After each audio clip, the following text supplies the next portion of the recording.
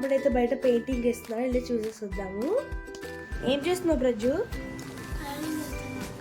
బాగా వేస్తున్నావు. ఇది కలర్స్ మిక్స్ చేసుకున్నావా? ఎట్లా వేయాలి?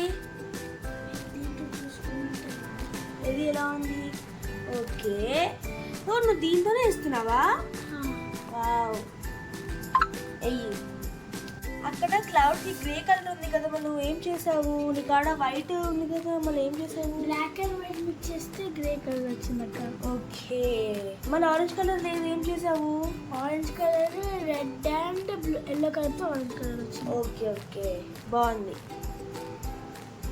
దాని ఉన్న కలర్స్ రాలేదు మళ్ళీ మిక్స్ చేసుకుంటే కలర్స్ వస్తాయి కదా. సరే, అయిపోయిందా ప్రజ్జు? లేదక్క. తొందరగా చెయ్యి. ఎక్కడి దాకా వచ్చింది ప్రజ్జు డ్రాయింగ్?